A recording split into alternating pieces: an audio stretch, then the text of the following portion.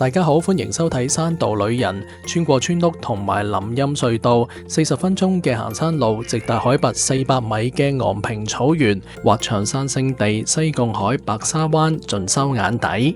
但係要嚟到呢一度，冇想象中咁易，點樣上點樣落，睇完就有答案。由港鐵馬鞍山站 B 出口，一出到嚟直入新港城中心商場，跟住轉左。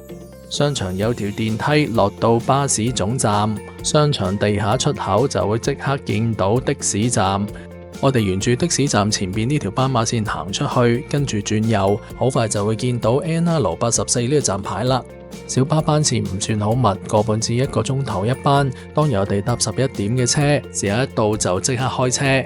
如果唔想搭巴士，鍛煉下自己腳骨力嘅話，可以喺恒安村附近有一條路行上去，大約40至45分鐘。呢度就係馬鞍山村嘅巴士站，巴士亭下邊個站牌寫住 NR84。如果你哋回程嘅話，都可以由呢度返去馬鞍山地鐵站嘅。我哋就上巴士站旁邊呢條斜路，旁邊有個洗手間，我洗下面先出發。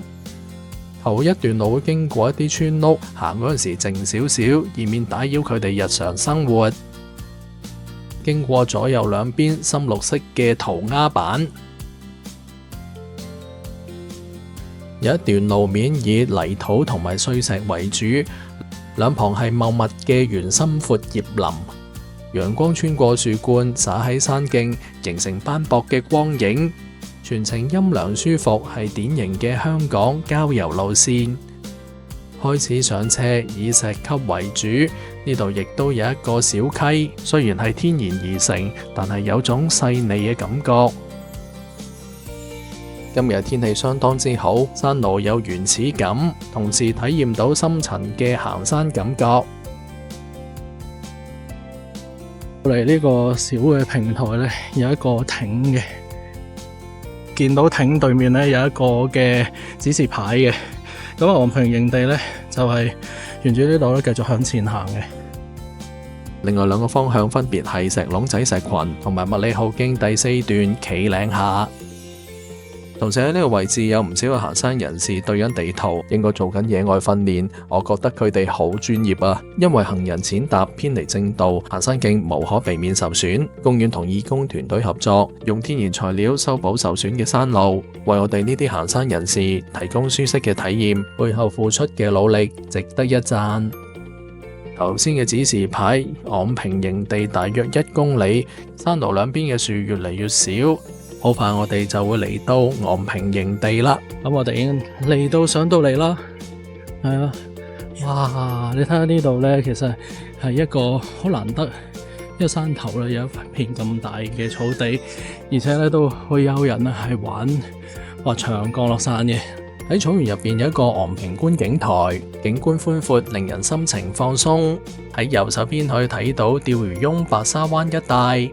中間係西貢市中心同埋西貢海，左手邊亦都見到蚺蛇尖，指住呢個位置就係啦。香港馬鞍山昂坪草原，海拔大約400米，係隸屬馬鞍山郊野公園，由昂坪馬鞍山村一帶嘅高山草地組成，係香港少數保留完整高山草原生態嘅地方。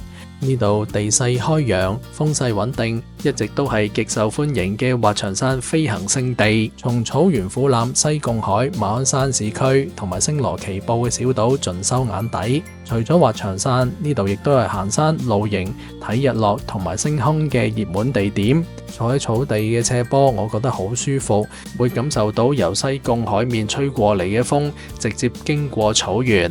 喺草原旁邊就會見到大金鐘。呢個山呢就會比較陡峭，需要手腳並用先上到去。今集我哋就唔特別挑戰啦。可能有啲觀眾都係第一次睇我嘅片，我係山道，比較集中介紹深圳同埋香港行山嘅片，都有拍大灣區甚至廣東省以外嘅旅遊片。如果你對呢方面嘅資訊都有興趣，可以訂閱下我頻道。多謝晒。我哋去昂坪草原有一條路，離開嗰陣時有另一條路。我哋出發去大水井，而行過去指示牌呢一段嘅10分鐘嘅路程，以沙路為主，樹蔭亦比較少。依家大約12點，太陽最猛，行山嘅人唔算多。度咧就會見到一幅咧地圖咧，我哋依家就喺個三叉口嘅位置嘅。咁啊喺右手邊呢個咧就係去大水井，咁紅色呢條線咧就一路去到清水灣道嘅。好啦，咁我哋咧依家就會見到個地圖前邊咧就有個分叉口，咁就係我哋依家就向住大水井方向去啦。呢個方向就係去大水井，距離1.3公里，路程大約半個鐘。一條路就係落斜，路有啲岩巉，行嗰時要小心啲。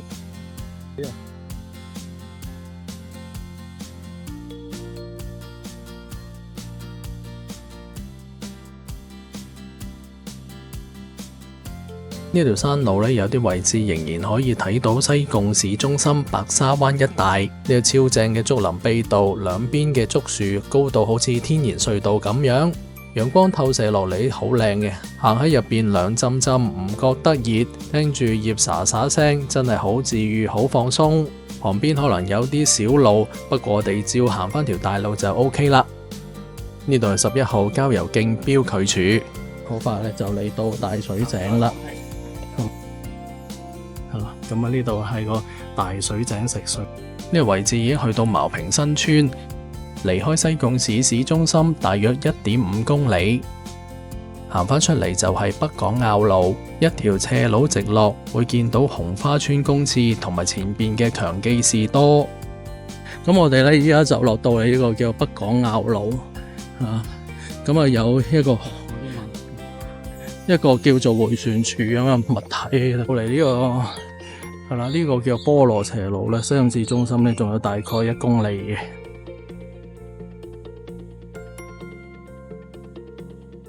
呢度係西貢海鮮街，沿岸泊咗多艘遊艇。